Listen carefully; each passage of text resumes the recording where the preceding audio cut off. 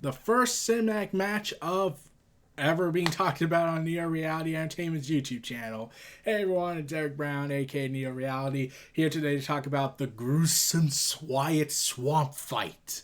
Let's see, there was the Boneyard match, Firefly Funhouse match, the Money in the Bank match. This is the ninth cinematic match in the WWE, and probably probably 100 of them upon eras.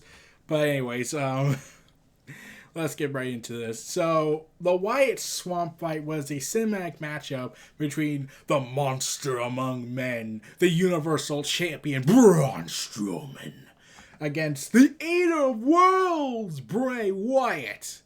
And this storyline they told that's been going on since after WrestleMania, where Bray Wyatt claims that he wants his Universal title back, and there is an established history between Braun Strowman and Bray Wyatt. Everyone knows they were in the Wyatt family. I talked about that. But there's also the added layer of how Braun Strowman left the Wyatt family, struck out on his own, and Wyatt is understandably pissed and vows to destroy him. But Bray Wyatt, when he fought him at Money in the Bank, they were telling this intricate story of essentially Braun trying to be whether or not he can be converted back to the Wyatt cult. Could he be revitalized into the Wyatt family cult dynasty? Because let's be honest, the Wyatt family cult is practically dead since Rowan's gone, Harper's gone. They can't really use them on TV. Harper's hanging around in AEW as the Brody Lee of the Dark Order, leading the Dark Order Mafia, essentially. Eric Rowan is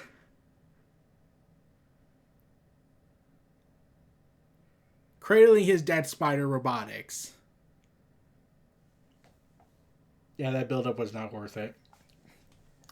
So, yeah, we get this tale between Bray Wyatt and Strowman where Bray Wyatt disappears for a while.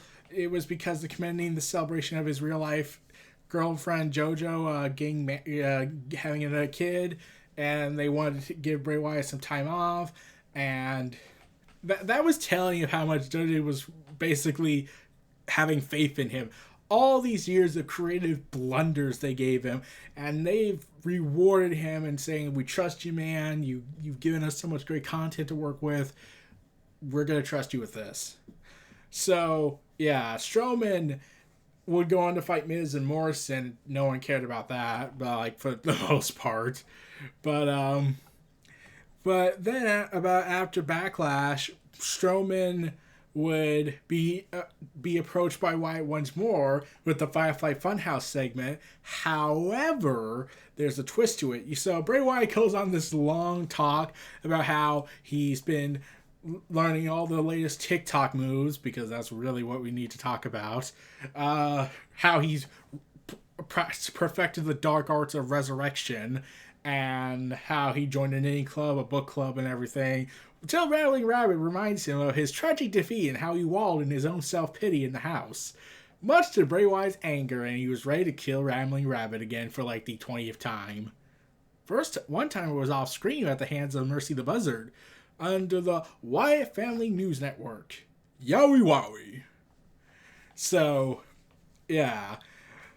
Braun Strowman comes out and says, Bray, you've had your chance. It's over. However, Bray says, I wasn't lying about resurrecting the dead. Our story may be over, but our chapter may be over, but this story, it's just getting started. And long and behold, for the first time in what feels like, 2 years, the Eater of Worlds returns to our screens and proclaims that he is a ghost. And he proclaims that it's time in order for moving forward, they gotta take a step back. And he proclaims that he's the one that created Braun. He's the one that gave him the keys to the kingdom. And it was interesting that they were hinting at the Fiend initially after the Money in the Bank loss, but then they decided, oh no, we gotta go ahead and do this first. And then a report came out that WWE was finally saying, okay, let's do it. People have been making that connection, let's go with it. where WWE was where it was being alluded to that Bray Wyatt was going to be the new Mick Foley in terms of the Three Faces or the Unholy Trinity that was the Undertaker for the Boneyard match. Bray Wyatt, you got Bray Wyatt, the Eater of Worlds, Bray Wyatt, the Firefly Funhouse, and the Fiend Bray Wyatt. So 3 different Wyatts, all same person. And I'm going to be honest, I said this on Twitter, but I actually thought that Bray Wyatt actually improved and refined the Three Faces concept. Because when you saw Cactus Jack, Dude Love, and Mankind, they were clearly treating themselves as different people. But when you saw the Wyatt versions of himself running around, they were all the same person. They just have a different mindset, but they all have the same motivations. However, the swamp fight entered a different angle to this. I'll get to that when we can. But, yeah, Brian Wyatt tries to tempt Strowman with this darkness and everything. And Strowman actually tells a story, giving more layers and backstory between the relationship of Strowman and Wyatt and how they met. And I'm thinking to myself, damn it, Vince, why did you have to hate Harper so much? Could you imagine Wyatt and Harper fighting, or Harper and Rowan and Strowman having to work together to fight the Fiend, or maybe they're locked in this conflict? Like, could you imagine the stories? I'm pretty certain Bray Wyatt wished he could work with them again, but the only way that's ever going to happen is if they come back, or he goes to AEW, or in a very, very, very, very, very, very, very unlikely scenario, WWE and AEW go into a partnership deal, which will never happen for various reasons, in my opinion. I'll be shocked if that actually happens. But I'm pretty sure Vince would rather partner with New Japan Pro Wrestling than partner with AEW, the room filled with traitors. Damn it. But yeah, seeing this, it's like, man, I really wished Harper and Rowan were still around. That's the one time, like, if Harper and Rowan were given much more proper respect, Harper wouldn't have tried to get out. Rowan was going to be released anyway, probably, due to the whole lockdown procedurals. But yeah, it would have been interesting to see Wyatt and Harper work together and do something fun. In fact, Bray Wyatt tried his damnedest to say, hey, look, can I work with Harper? Can I work with Harper? Can I work with Harper? And Vince is like, he's got no southern accent. He's got no southern accent. He's got no southern accent. So that's the one thing Bray Wyatt wasn't trusted with. But when it was decreed that this would be a swamp fight, a Wyatt swamp fight to be exact, we knew it was going to be the sequel movie, essentially, to the Firefly Funhouse match, which was, in my opinion, the best thing I ever saw, and most acid trip one I ever saw when it came to wrestling, because it was not really a match.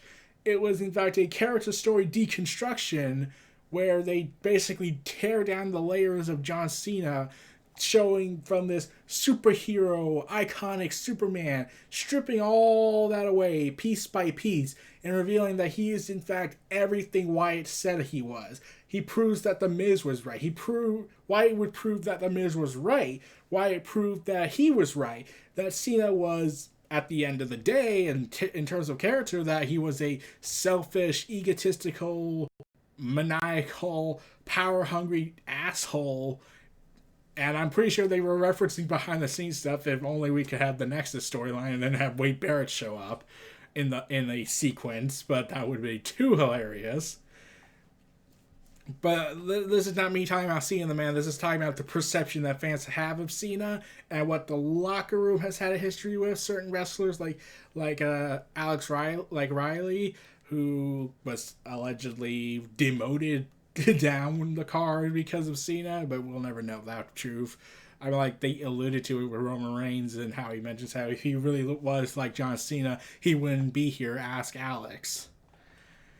But that was the beauty of the Firefly Funhouse segment, because it was this character deconstruction. And now it's like, now you wonder if Cena ever does come back. And honestly, I'm content with the idea that this is Cena's last match. I would like to see what would happen to Cena, since, well, he can't be a face. Whenever Wyatt fights somebody, they have to change to fit the narrative that Wyatt, the Fiend, are like a virus. Like, the moment they beat them, they have to change. Wyatt changed so many people during his time as The Fiend, from Finn Balor, Return to the Prince, and all that stuff. You have to go with... Cena has to do the NWO thing, or at least an aggressive version of him, and he's trying to battle the demons that are now lurking in his mind, knowing what he's done and what people have seen of him. But enough about the beauty that was the Firefly Funhouse match. Man, that was awesome. And it was said to be 100% Wyatt's vision. That's the best thing about it, in my opinion. Like in the world of WWE, we expect the usual narrative. They come up with something cool, then they completely fuck it all up because Vince has to get his greedy palms all over it and his fingers on every slice of every part of that cake and pie. But now people's like, nope, you know what, Bray? I'm trusting you with all this stuff. Triple H, you're the director. Josh, you're the producer. And Wyatt, you're in charge of the creative bullshit. And Cena, you can provide input or something. I'll be over here relaxing in my luxurious condo. And then afterwards coming back and complaining about it. See ya. So, yeah. And that's essentially what the Swamp match was when it was being revealed that they were trying to go for less of a story deconstruction that they did with Cena and going for a more action-oriented horror vibe with, like, Terminator vibe to it. So we just need to... we have to have Arnold Schwarzenegger cameo in here. The other thing I was almost hoping for was that WWE 2K20's Swamp Father would show up. Like, they have the makeup team to do it. Like, they would have a version of Bray Wyatt showing up called the Swamp Father, which was a reality version of him that is in the WWE 2K20 game. So that would mean that 2K20 at least did one positive good thing for the entire gaming world, that they brought it from the game to the TV. Unfortunately, that's not what happened, but I was still excited for this matchup. And it was said to have been at least nearing to 20 or 30 minutes, and they filmed it 9 hours. Vince was not involved in any of this, and probably not Kevin Dunn, but it was Josh, Triple H, and Wyatt, and Strowman all coming together, and it was like, we got this. Sadly, it would not be for the Universal title, which I really get, because being a cinematic match, it shouldn't really have the title involved, in my opinion. So, yeah, that could be but having it be the main event... Yeah, that's a big problem on that, but everyone had their own opinion on that. But, yeah, this would take place in the swamps, and... Now, I say that the Firefly Funhouse was the best one of Bray Wyatt's continuous Universal stories, but the swamp fight, it got a lot of mixed reaction from fans, but I honestly loved it. I really did, no joke. I really loved the horror vibe they were giving it. And here's the sad thing about Braun Strowman's title run. For the most part, everyone's agreed it's pretty disappointing. And it's a sign that you're failing as a champion if Bray Wyatt, who's not champion, is making you the most is the most interesting thing about your reign. Where it's not the champion making you, where the guy has to make the title philosophy that Triple H likes to implement. And that's not working. In fact, Bray Wyatt's making the title important. And it's not even for the title. And in fact, everyone's wondering why Strowman and Goldberg even had to have a match. Why did Goldberg have to be selfish? Like, oh, he'll lose to the he won't lose to the Fiend because of them kids, but he'll lose to the guy who calls himself the Monster Among Men, who was a servant to the demon creature that you refuse to lose against. But, you know, we're not going to go into semantics or anything. But this match, this fight, was very interesting to me. And really, it's the middle act of it that really stole it for me. Like, the beginning was okay. The ending was having too many jump cuts and everything. Too many cuts in between everything and trying to make it too cinematic-y. I'm surprised they didn't do shaky cams yet.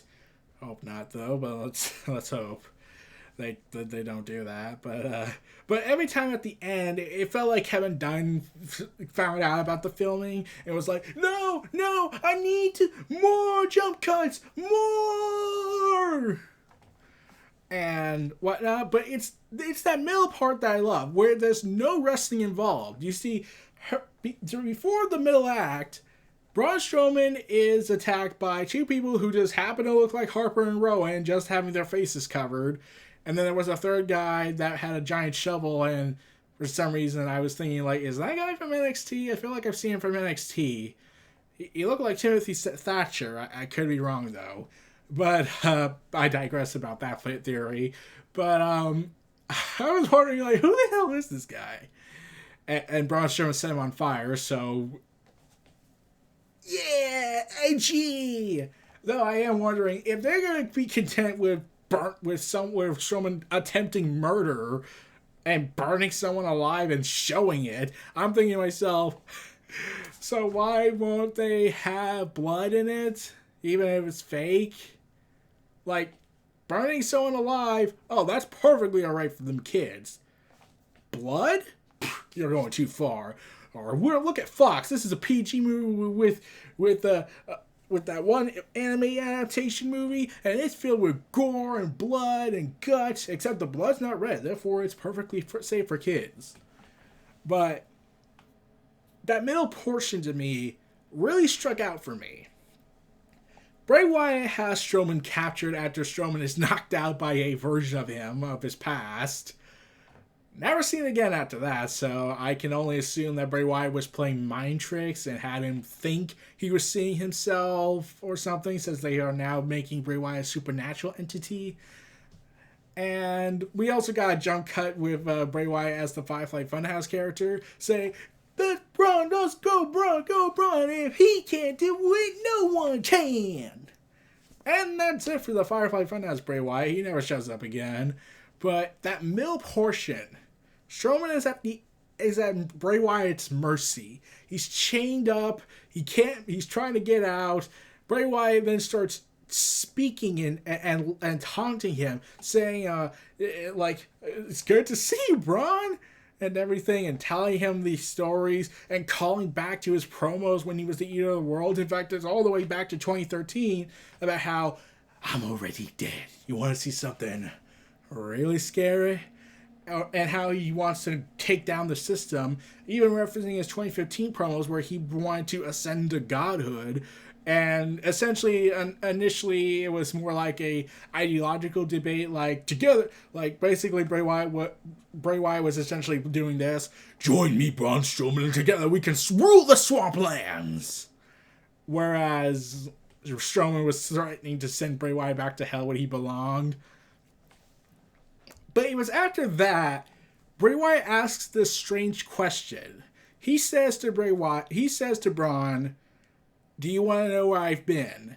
And everyone was like, "Wait, what?" I was like this. I was thinking to myself, wait, what does he mean by that? Like, I thought the three faces of Wyatt were all the same person, but just personifications of who Bray Wyatt sees himself as. No, they instead go for something else.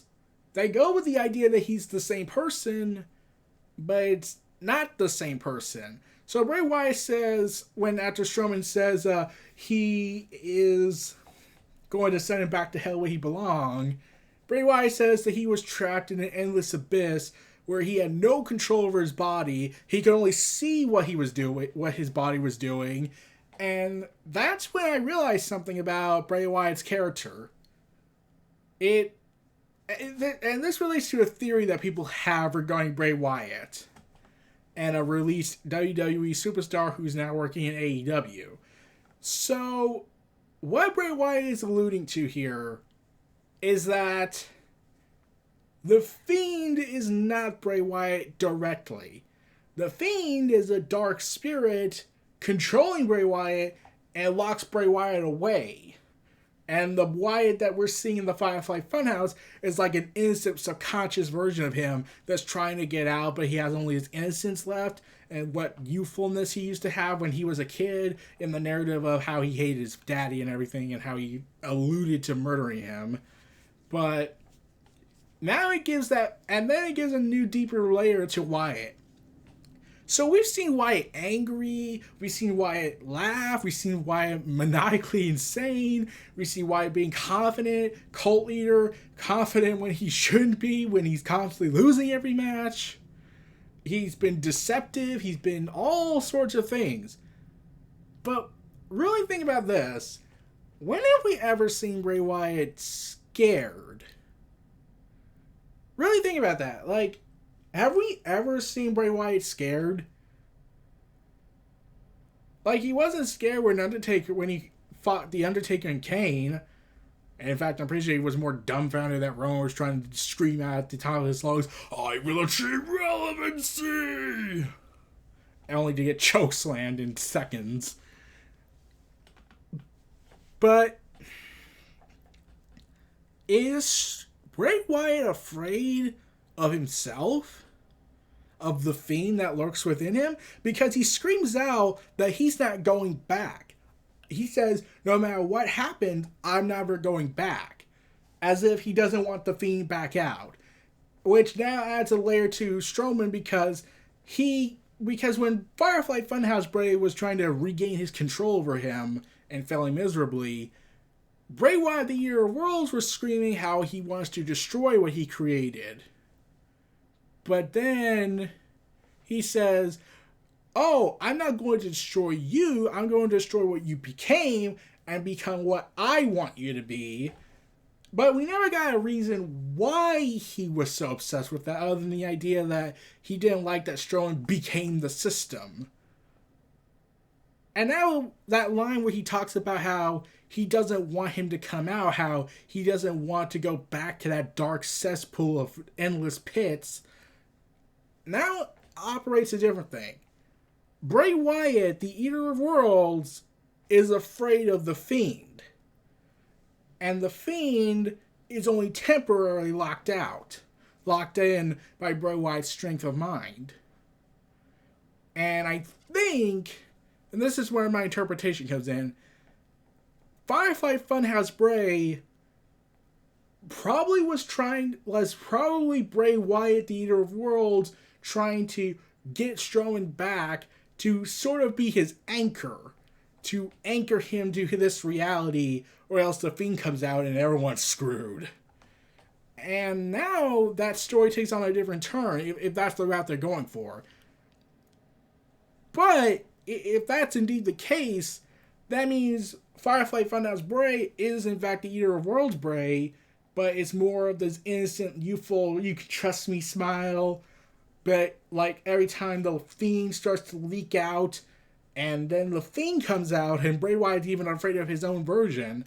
And this comes into a theory people have had.